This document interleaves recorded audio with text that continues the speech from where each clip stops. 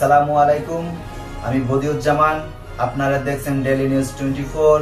আজকে বাংলাদেশ জন্য অভিনয়ে আমাদের সকল মেহমানকে অনুরোধ জানাবো, যেহেতু আমাদের সহযোদ্ধা, আমাদের মেহমানবৃন্দ অনেকেই আজকে জাতীয় এই বৃহৎ ঐক্যের ক্ষেত্রে সংহতি সমাবেশে উপস্থিত হয়েছেন, আমরা যাতে সংক্ষিপ্ত আকারে বক্তব্য প্রদান করে অন্য কাউকে সুযোগ করে দেই। সংগ্রামী সাথী বন্ধুগণ, এ পর্যায়ে বক্তব্য রাখবেন খেলাফতে মজলিসের সিনিয়র যুগ্ম মহাসচিব মোহাম্মদ মুনতাসির আলী। আয়োজিত আজকের এই সংহতি সমাবেশের সম্মানিত সভাপতি, মঞ্চে উপবিষ্ট বাংলাদেশের প্রতিনিধিত্বশীল রাজনৈতিক দলের সম্মানিত নেতৃবৃন্দ, সমবেত সাংবাদিক বন্ধুগণ এবং প্রিয় ভাইয়েরা আমার,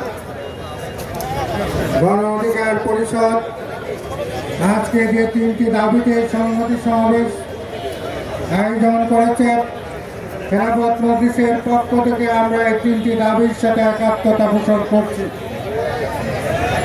খেলাফত মজলিস মনে করে গণ অধিকার পরিষদের সভাপতি বিপি নুরুল হক নূরের উপরে যে নির্মমভাবে আঘাত করা হয়েছে, এটা একটি রাজনৈতিক দলের প্রধানের উপরেই কেবল আঘাত করা হয় নাই, এটা বাংলাদেশের রাজনীতির উপরে আঘাত করা হয়েছে।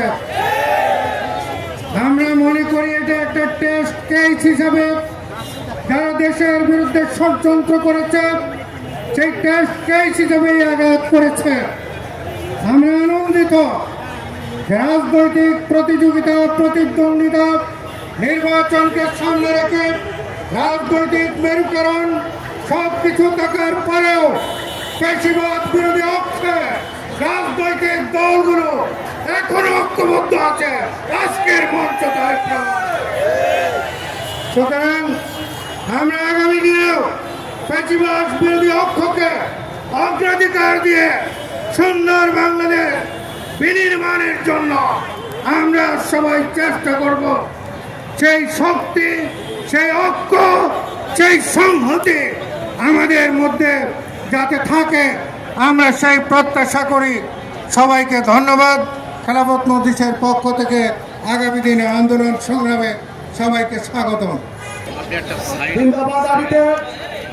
আজকের সংহতি সমাবেশে যারা উপস্থিত হয়েছেন তাদেরকে বাংলাদেশ যুব অধিকার পরিষদের পক্ষ থেকে আন্তরিক ধন্যবাদ। আমাদেরকে বলতে চাই, যখন হাসিনা এবং ফ্যাসিবাদের আমলে ডক্টর মোহাম্মদ ইউনূসকে মামলা দিয়ে হয়রানি, যখন শ্রম ভবনে লিফট বন্ধ করে তাকে সিঁড়ি দিয়ে উঠার ব্যবস্থা করে, তখন ওই ডক্টর ইউনূসের বিপদের সময় ওই নুরুল হক নূর গণ অধিকার পরিষদ রাজপথে প্রতিবাদ করেছিল।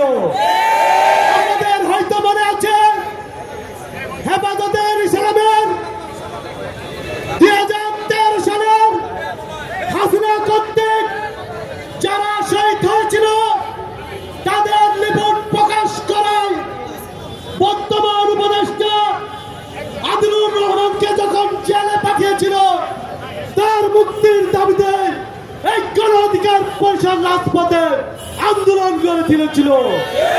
আপনাদের হয়তো মনে আছে, ডক্টর আসিফ নজরুলকে যখন তার জীবন মূল্যে ছাত্রলীগ তালাবদ্ধ করে রেখেছিল, এই ছাত্র যুব অধিকার পরিষদের নেতা কর্মীরা এই ঢাকা বিশ্ববিদ্যালয়ে বুক চিতিয়ে লড়াই করেছিল। যখন 2024 সালের আগে আল্লামা মামুনুল হক জেলে ছিল, এই নুরুল হক করে রাজপথে প্রতিবাদ জারি করেছিল। যখন জামাতকে নিয়ে কেউ কথা বলতেছিল না, একমাত্র নুরুল হক নূর প্রত্যেকটা সমাবেশে বক্তব্য এই জামাতের পক্ষ হয়ে কথা বলেছিল। আজকে যখন নুরুল হক নূর এই রাজপথে ন্যায্য কথা বলতে গিয়ে হামলার শিকার হয়, তখন এই সরকার তদন্ত কমিটি করে 1 সপ্তাহ পরে। এটা আমাদের জন্য চরম লজ্জার। যেখানে হামলার ভিডিও আছে, যেখানে স্পষ্ট ফুটেজ আছে, যেখানে সকল তথ্য প্রমাণ আছে, সেখানে তদন্ত করতে 30 কার্য দিবসের দরকার কি? যদি সরকার নিন্দা জানায়, সরকারের প্রধান উপদেষ্টা নিন্দা জানায়, তাহলে বিচারটা করবে কে? তাহলে আমরা কি ধরে নিব ওই সেনাবাহিনী আরেকটা সরকার? সরকারের উপর কি আরেকটা সরকার আছে? আমরা নুরের বিচার না হওয়া পর্যন্ত রাজপথ ছাড়ব না এবং জাতীয় পার্টিকে অনতিবিলম্বে তার নিবন্ধন বাতিল করে কার্যক্রম নিষিদ্ধ করতে হবে। যারা আওয়ামী লীগের দূষণ ছিল, সদ্দুদল সহ জিএম কাদের, মজরুল হক সুন্নু, যাদের বিরুদ্ধে মামলা আছে, তাদেরকে গ্রেপ্তার করে বিচারের আওতায় আনতে হবে। যতক্ষণ ছাত্র যুব গণ অধিকার পরিষদ এবং জাসদ বিভিন্ন আন্দোলনের হামলার বিচার হবে না, আপনারা শপথ দিয়ে থাকেন আমরা রাজপথ ছাড়বো না, ছাড়বো না, ছাড়বো না। ধন্যবাদ সবাই। ধন্যবাদ সংগ্রামী সাথী বন্ধুগণ। এই পর্যায়ে আমাদের মধ্যে বক্তব্য রাখবেন ন্যাশনাল ডেমোক্রেটিক পার্টির সংগ্রামী চেয়ারম্যান কেএম আবু তাহের। এখন আমাদের মধ্যে বাংলাদেশ ছাত্র অধিকার পরিষদের পক্ষ থেকে একটি বিশাল মিছিল এসেছে। তাদেরকে গণ অধিকার পরিষদের পক্ষ থেকে আন্তরিক শুভেচ্ছা ও অভিনন্দন জানাই। এখন বক্তব্য রাখবেন কারি মোহাম্মদ আবু তাহের। বিসমিল্লাহির রহমানির রহিম। আজকে বিপিনুরের উপরে হামলার প্রতিবাদে, গণ অধিকার পরিষদের নেতৃবৃন্দের উপরে হামলার প্রতিবাদে আজকের এই মহাসমাবেশে সর্বদলীয় ঐক্য পরিষদের সকল নেতৃবৃন্দকে ন্যাশনাল ডেমোক্রেটিক পার্টির তরফ থেকে আমি সাংবাদিক ভাই ও বোনেরা আসসালামু আলাইকুম ওয়া রাহমাতুল্লাহি ওয়া বারাকাতুহু। আপনারা ইতিমধ্যে দেখেছেন বিপিনুরের উপরে হামলা হওয়ার পরে যেই ব্যক্তিরা হামলা জড়িত, ইতিমধ্যে তাদেরকে একজনকেও কিন্তু গ্রেফতার করা হয় নাই। হয়েছে কিনা বলেন? আমরা দেখতে পেয়েছি পরিষ্কারভাবে এই সরকার একটা ফ্যাসিস্ট জাতীয় পার্টিকে, যারা এই বাংলাদেশের 15 বছরে গত 14 থেকে 15,000 মানুষকে হত্যার সাথে জড়িত এবং যেই সমস্ত মানুষকে ক্রস ফায়ার দিয়েছিল এই জাতীয় পার্টির সহযোগিতায়, এটাকে আপনারা মানেন না? মানেন না। আমরা একটা জিনিস দেখতে পেয়েছি, বিপিনুরের উপরে হামলার পরে জাতীয় পার্টি হামলা করা। অতএব আমরা পরিষ্কার ভাষা বলতে চাই, যারা জুলাই গণঅভ্যুত্থানের উপরে হামলা করেছে তাদের এই বাংলার মাটিতে কোন রাজনীতি করার অধিকার রাখে না।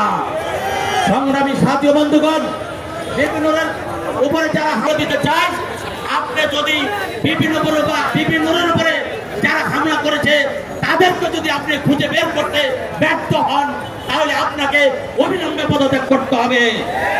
আপনি ব্যর্থতার দায় নিয়ে আপনি অবিলম্বে পদত্যাগ করুন, তা না হলে গণ অধিকার পরিষদ এই জাতীয়বাদী অবিশ্বাস বাংলাদেশের কোন জায়গায় এই রাজনীতি হতে দেওয়া যাবে না। এই স্বরাষ্ট্র উপদেষ্টা পদত্যাগ না করে এই জাতীয় নেতৃবৃন্দ, ফ্যাসিবাদ বিরোধী শক্তি, আমরা যারা এখানে এই সংহতি সমাবেশে হাজির হয়েছি, সবাইকে সাথে নিয়ে সচিবালয় ঘেরাও করা হবে এবং এই স্বরাষ্ট্র উপদেষ্টাকে তার গতি থেকে নামানো হবে। আমার সর্বশেষ কথা, আওয়ামী লীগ যে অপরাধ করেছে, জাতীয় পার্টি কি একই অপরাধ করে নাই?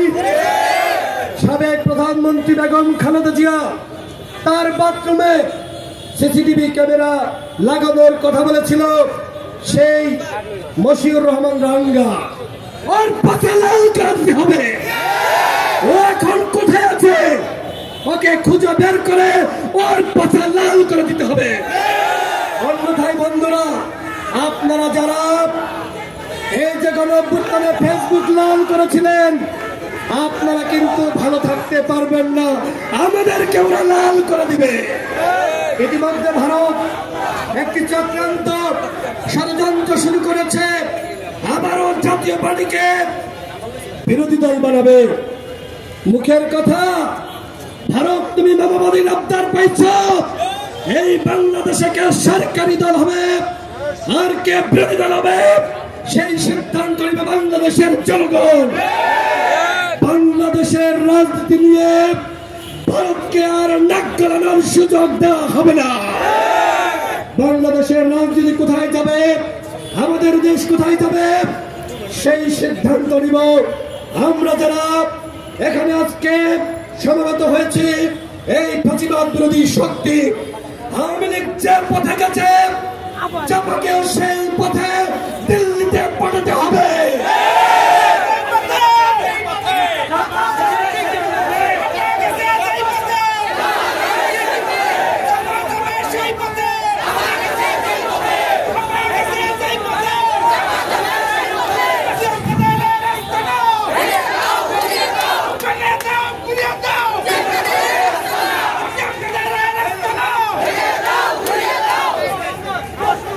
এরশাদ একজন প্লেবয় নারী নিয়ে ফুর্তি করেছে, বাংলাদেশের গণতন্ত্রকে হত্যা করেছে, বাংলাদেশের স্বৈরতন্ত্র কায়েম করেছে।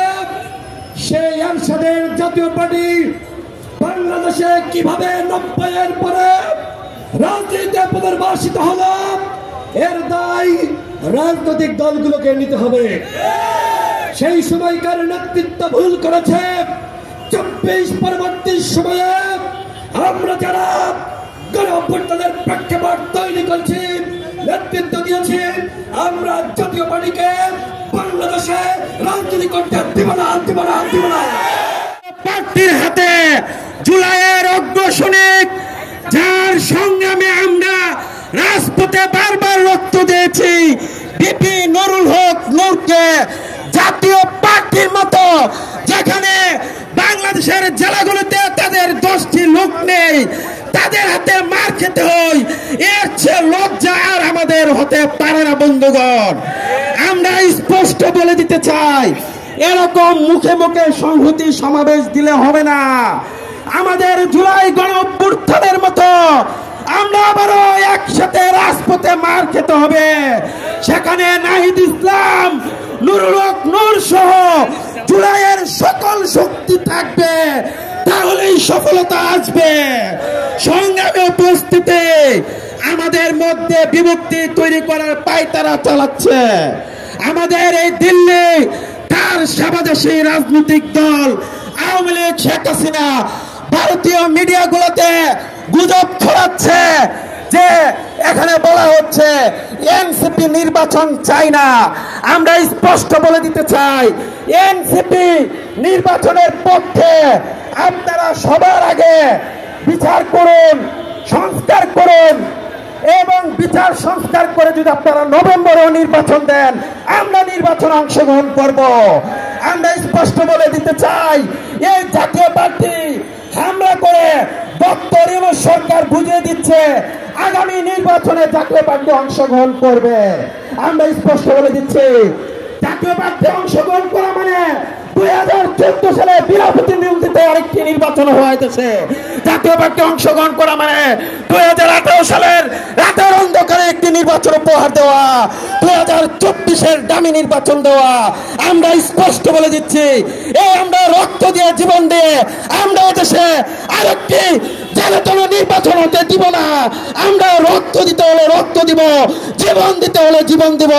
আমরা দীর্ঘদিন ধরে এদেশের রাজনৈতিক দলগুলা যে পরিবর্তন আনতে পারে নাই, বিপি নুরুল হক নূরের দল, গণ অধিকার পরিষদ এবং এনসিপি পরিবর্তন এনেছে। আমরা ঐক্যবদ্ধ থাকতে চাই, রাজপথে একসাথে আমরা রক্ত দিতে চাই। ইনশাআল্লাহ। ডেইলি নিউজ 24 আজকের সংবাদ এখানেই সমাপ্ত।